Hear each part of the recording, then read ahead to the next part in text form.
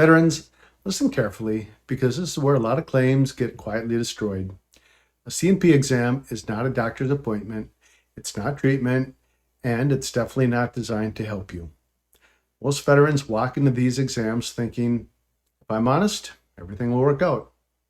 And then they walk out confident, only to get denied or underrated months later.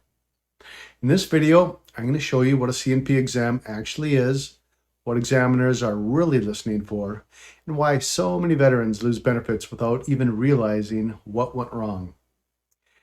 If you're a veteran trying to understand how the VA system actually works, please hit subscribe and the bell below. Everything I teach here is designed to help veterans prepare before mistakes cost them years of benefits and thousands of dollars. My name is Todd Traczyk. I'm a West Point graduate, Army combat vet, and founder of Benefits Beyond Service. I've personally gone through multiple C&P exams, and I've coached many veterans through exams involving PTSD, migraines, sleep apnea, and other issues. And here's what I've learned. Veterans usually don't lose ratings because they lie. They lose ratings because they misunderstand the purpose of the exam. What a C&P exam really is. A C&P exam is an evaluation, not a conversation. The examiner is there to answer very specific VA questions like, how often does a condition occur? How severe is it? How long does it last? How long does it affect work and daily life? If you don't explain those clearly, the examiner doesn't guess. They document what you say, they check their boxes, and the rating decision is built from that record alone. Most common veteran mistakes. I see the same mistakes over and over again. Veterans downplay symptoms, say, I'm managing, try to sound strong, compare themselves to other veterans, leave out their worst days. But the VA doesn't reward toughness, the VA rewards documentation. If the severity isn't documented, the VA treats it like it doesn't exist. I work with a veteran who went through a PTSD C&P exam and tried to power through it. He focused on how he was coping instead of how his condition affected his sleep, his work, and his relationships. Same veteran, same symptoms. But once he understood how to clearly explain functional impact, his entire case improved. Here's how to prepare correctly.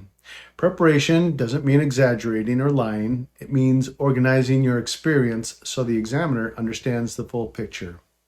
You should walk into your exam understanding what your worst days look like, what your average days look like, how your condition impacts sleep, how it affects work, how it affects relationships and focus. That isn't manipulation. That's how the VA system is designed. And this exact preparation framework is something veterans learn inside Benefits Beyond Service. Most veterans come in thinking, I'll just show up and be honest. They leave understanding how to explain symptoms clearly, how to avoid landmines, and how to protect their record long term. If you already had a C&P exam, or if you have one coming up, drop a comment below and tell me. I read every comment and reply and try to help where I can. Let's recap. Here's what I want you to remember. C&P exams are evaluations. Clarity beats toughness. Preparation protects your ratings. Veterans, my YouTube channel is built to educate veterans, but if you want something deeper, something more transformational, where you learn how to apply these step-by-steps to your claim, that's exactly why I built Benefits Beyond Service.